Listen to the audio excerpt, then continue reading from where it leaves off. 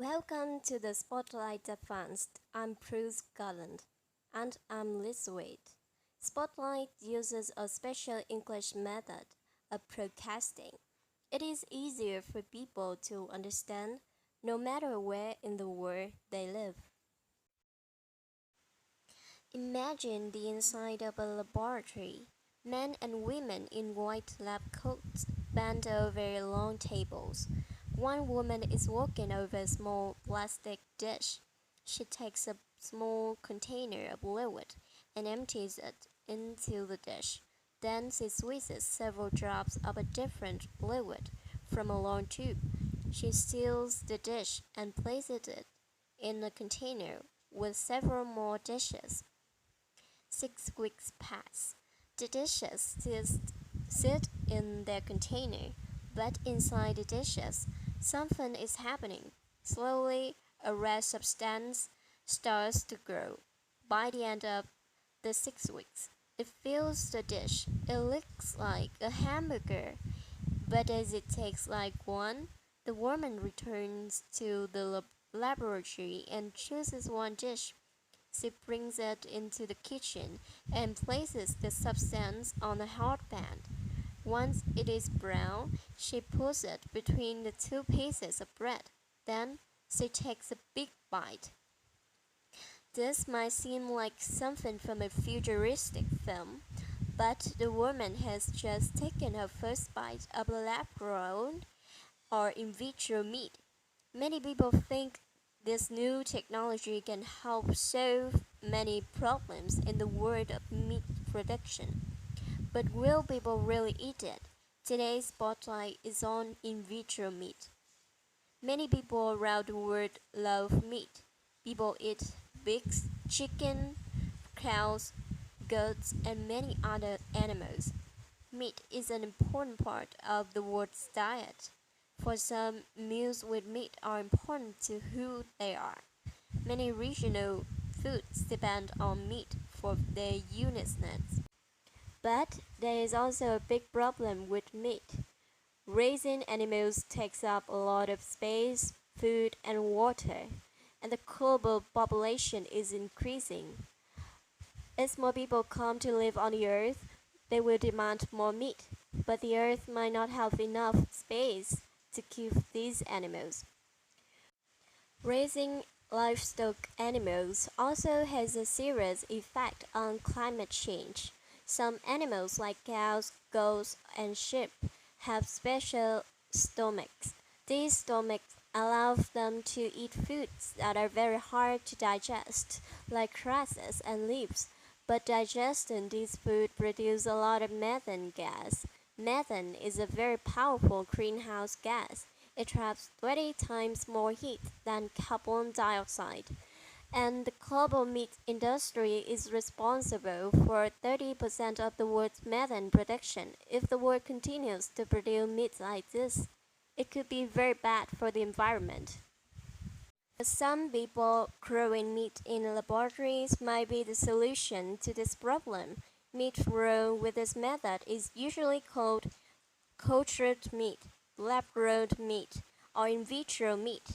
To make in vitro meat, all a scientist needs is a few cells from an animal's muscle. They put these cells in a special environment, then they add nutrients and chemicals called hormones. These chemicals cause the cells to grow.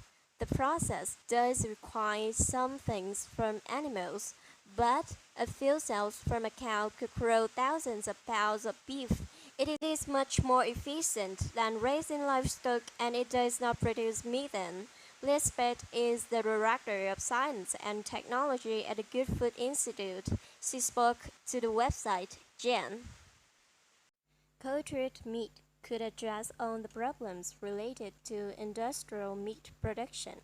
It addresses environmental impacts and concerns about treating animals well. It stops the risks of getting diseases from animals. It can do all this while making sure there is a production system to meet the growth in demand for animal protein. For people like Spet, in vitro meat could solve many of our problems. but the technology for in vitro meat is still very new and it is still very expensive. Mark Post is a Dutch scientist. He was the first person to make a lab-grown hamburger in 2013. It was made from cow cells. The hamburger was very expensive to make. It cost $335,000 and it took 3 months to grow. Today, the process is much faster. Good Meat is a company that has started growing in vitro chicken. The chicken only takes 2 weeks to produce, but a meal of this chicken will cost about $17. The process also might not be as environmentally friendly as people thought. Growing in vitro meat uses a lot of energy.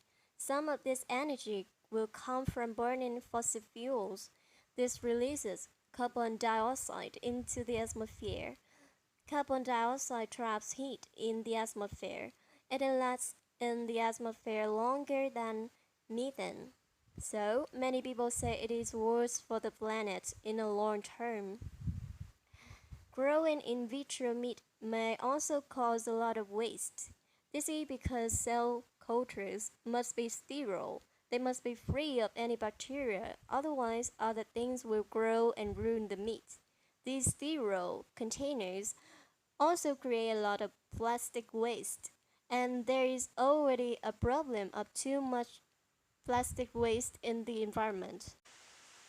But the biggest question about in vitro meat might be, will people eat it? Many people do not trust food grown in a lab. In vitro meat might seem unnatural, or people might fear that it will somehow affect their bodies in a bad way. And in vitro meat also did not taste like meat from animals. It does not have fat, only muscle.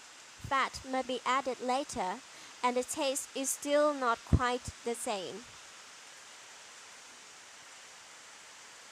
Still, in vitro meat is coming. Today it is available in very few places, but dozens of companies are working on their meat growing methods. Companies have invested billions of dollars in this research, and many people believe that it is the protein of the future. Josh Tetrick is the CEO of Eat Just, which grows in vitro chicken. He told the website CNET, "I want tens of thousands of restaurants to have cultured meat on the menu. Then, at some point, I want them to ask themselves, why do we have conventional chicken on the menu too? Would you eat in vitro meat? Why or why not?" You can leave a comment on our website at www.spotlightenglish.com. You can also find us on YouTube, Facebook, Instagram, and Twitter. The writer of this program was Dan Chrisman. The producer was Michio Ozaki. The voices you heard were from United Kingdom and the United States. All quotes were adapted for this program and voiced by Spotlight. This program is called The Future of Meat. Visit our website to download our free official app for Android and Apple devices. We hope you can join us again for the next Spotlight program. Goodbye.